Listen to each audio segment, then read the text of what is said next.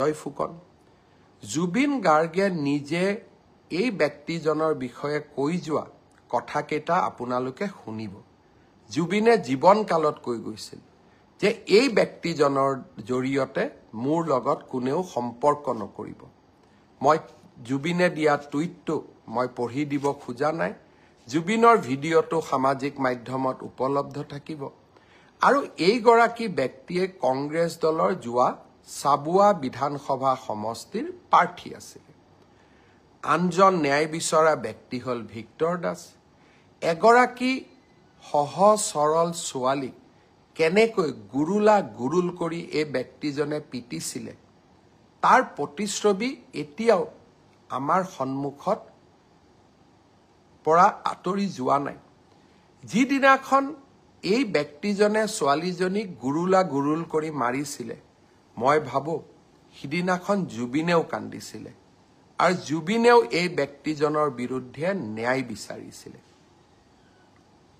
অসমবাসী ৰাইজক মই বিনম্ৰতাৰে সৈতে ক'ব খোজো জুবিনৰ নামত চৰকাৰ বিৰোধী ৰাজনীতি হ'ব নোৱাৰে জুবিনৰ নামত আমি অসমখনক নেপাল কৰিব দিব নোৱাৰো আৰু জুবিনৰ আত্মাক শান্তি দিবৰ বাবে আমি এই অসমখনক সুফলা কৰি আমি নিৰ্মাণ কৰিব লাগিব এইখন অসমক আমি ভাৰতৰ শ্ৰেষ্ঠতম ৰাজ্য কৰিব লাগিব সেইবাবে মই সকলোকে কৰজোৰে অনুৰোধ কৰোঁ নেপাল কৰাৰ প্ৰচেষ্টা নকৰিব কাৰণ ইয়ে জুবিনৰ আত্মাক আটাইতকৈ কষ্ট দিব আইনে তাৰ কি ব্যৱস্থা ল'ব পিছৰ কথা কিন্তু কোনোবাই যদি ভাবে যে হিংসাই কাৰোবাক ন্যায় দিব মই ভাবো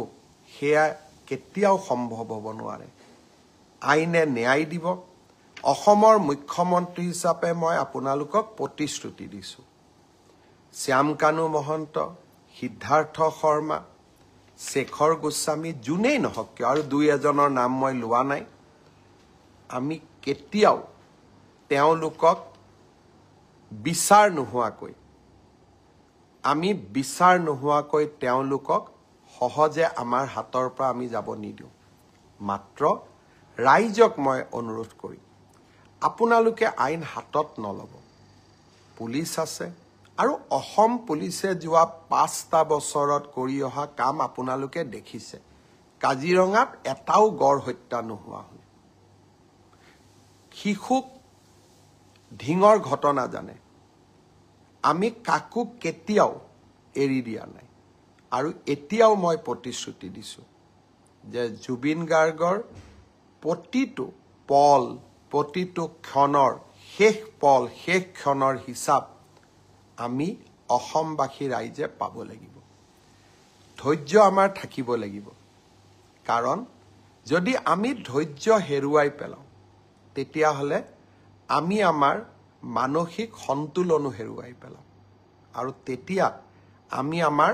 আকাংক্ষিত লক্ষ্যত উপনীত হ'ব নোৱাৰো শ্যামকানু মহন্ত সিদ্ধাৰ্থ শৰ্মাৰ বিৰুদ্ধে আমি লুকআউট নটিচ ইস্যু কৰিছো অৰ্থাৎ তেওঁলোক এতিয়া বিদেশলৈ পলাই যাব নোৱাৰে পোষ্টমৰ্টেম ৰিপৰ্ট ছিংগাপুৰৰ পৰা আনিবৰ বাবে আমি প্ৰচেষ্টা কৰিছো গুৱাহাটী মেডিকেল কলেজৰ পোষ্টমৰ্টেম ৰিপৰ্ট ইতিমধ্যে প্ৰস্তুত হৈ উঠিছে দিল্লীৰ CFLলৈকে আমি তেওঁৰ ভিসেৰা স্যাম্পল পঠাইছো যাতে তেওঁৰ শৰীৰত কোনোবাই বিষ প্ৰয়োগ কৰিছিল নেকি তাৰ বিষয়ে যাতে আমি জানিব পাৰো শ্যামকানু মহন্তৰ প্ৰত্যেকটো একাউণ্ট পেন কাৰ্ড তেওঁৰ ক্ৰেডিট কাৰ্ড আমি সকলো ফ্ৰিজ কৰিছো যাতে তেওঁ বহু দিনলৈ বাহিৰত থাকিব নোৱাৰে আৰু 6 অক্টোবৰৰ দিনাখন লৈকে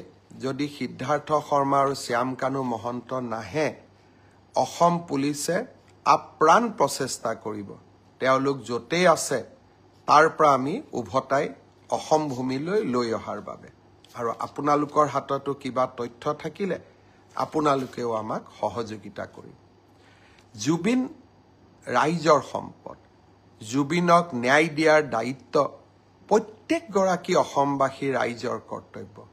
আমি কেইজনমানে এই দায়িত্ব মূৰত তুলি ল'ব নালাগে। এই দায়িত্ব 3 কোটি অসমৰ জনতাই আজি মূৰত তুলি লৈছে আৰু জনতাৰ প্ৰতিনিধি হিচাপে এই দায়িত্ব মই নিষ্ঠাৰে আৰু সততাৰে সৈতে পালন কৰিম।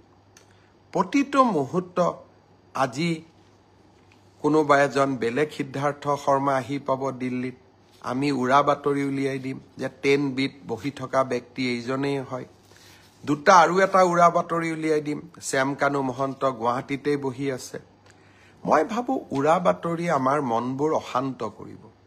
এখন জুবিনৰ হকে কাম কৰা, নিষ্ঠাৰে কাম কৰিব বিচৰা চৰকাৰ আৰু অসমৰ মুখ্যমন্ত্ৰী আপোনালোকৰ লগত আছে। যিদিনাখন মই বিফল হ'ম সিদিনাখন আপোনালোকে মোক শাস্তি দিব। কিছুমানে কৈছে যে 26ত ভোট নিদিওঁ। সি স্পষ্ট কথা, আমি যদি জুবিনক ন্যায় দিব নোৱাৰোঁ আমাক আপোনালোকে কিয় ভোট দিব? নিদিয়াটো স্বাভাৱিক আৰু তাক আমি মানিও ল'ব লাগিব। সেইবাবে ৰাইজক মই আকৌ এবাৰ আন্তৰিকতাৰে সৈতে জনাব খুজিছোঁ যে মই মোৰ লক্ষ্যত অটল হৈ আছোঁ আৰু এই লক্ষ্যত অটল হৈ থাকিয়েই মই কাম কৰি যাম। আজিৰ পৰা 10-12 বছৰ আগতে শ্যামকানু মহন্তৰ লগত কেতিয়াবা উঠা ফটো এখন সামাজিক মাধ্যমত দিব। ঠিক তেনেকৈ অখিল গগৈও শ্যামকানু মহন্তৰ লগত ফটো উঠিছিলে। কাৰণ আমি সামাজিক ব্যক্তি। আজি ৰাতিপুৱাও 50-60 গৰাকী মানুহৰ লগত মই ফটো উঠি আহিছোঁ। কোন কি মইতো নাজানো, কিন্তু এজন সামাজিক ব্যক্তি হিচাপে জীৱনৰ বিভিন্ন মুহূৰ্তত বিভিন্ন সময়ত কাৰোবাক আমি লগ পাওঁ, কিন্তু অপৰাধীক সহায় কৰা সি অসমৰ মুখ্যমন্ত্ৰীৰ দায়িত্ব হ'ব নোৱাৰে। ব্যক্তিগত সম্পৰ্কৰ ওপৰত গৈ আমি জুবিনক ন্যায় দিবই লাগিব, সমাজক আমি সন্তুষ্টি কৰিবই লাগিব আৰু এয়া মোৰ দায়িত্ব আৰু কৰ্তব্য। মই মাত্ৰ এটাই অনুৰোধ কৰিম, অসমক নেপাল বনাম বুলি নক'ব। বহু কষ্ট কৰি আমি সকলোৱে এইখন অসমলৈ এটা নতুন গতি উভতাই আনিছোঁ। ছেমি কণ্ডাক্টৰৰ পৰা বাঁহেৰে বনোৱা ইথানল, নামৰূপৰ সাৰ কাৰখানাৰ পৰা নুমলীগড়ৰ শোধানাগাৰ আৰু এইখন অসমত IIT, IIM, national forensic science university. মোৰ অসম আজি বিকাশৰ অনন্য যাত্ৰালৈ আগবাঢ়ি গৈছে। 1.5 লাখ যুৱক যুৱতীয়ে চৰকাৰী চাকৰি পাইছে এটকাকৈ ঘোষ নিদিয়াকৈ। এইখন অসমক আমি নেপাল বনাম, এইখন অসমক আমি লণ্ডভণ্ড কৰিম। মোৰ মনে নামানে, মোৰ প্ৰাণে নামানে। অসমৰ যুৱ শক্তিয়ে এইখন অসমক আগুৱাই লৈ যাব।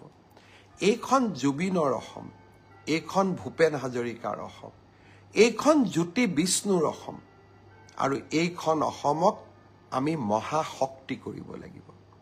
জুবিনৰ ঘটনাৰ নিৰপেক্ষ তদন্ত কৰিবৰ বাবে যোৱাকালি মই গুৱাহাটী উচ্চ ন্যায়ালয়ৰ মুখ্য ন্যায়াধীশক এখন চিঠি লিখিছোঁ যে এজন চিটিং জাজেৰে আপুনি এখন জুডিচিয়েল কমিশ্যনো গঠন কৰি দিয়ক।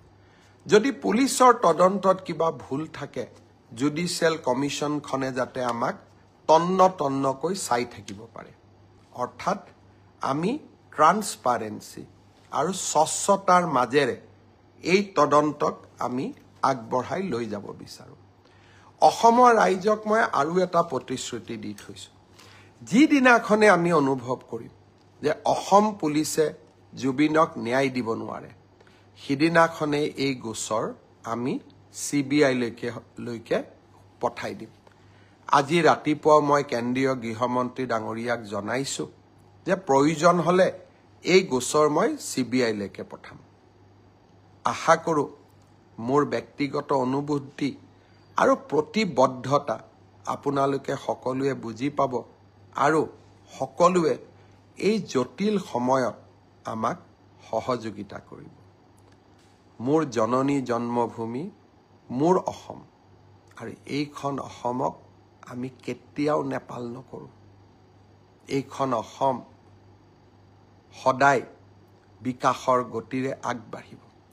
আৰু যিসকলে অসমখনক নেপাল কৰিব খুজিব তেওঁলোকৰ লগত মোৰ ৰাস্তা নিমিলে। আৰু তেওঁলোকক জীৱনৰ শেষ মুহূৰ্তলৈ আৰু জীৱনত এটোপা ৰক্ত থকালৈকে অসমক নেপাল কৰিব খোজাসকলৰ সৈতে সাহসেৰে মই থিয় দিম। লাগিলে তেনে কৰিবলৈ যাওঁতে মই মৃত্যুকো সাৱটি ল'ম। বহুত বহুত ধন্যবাদ।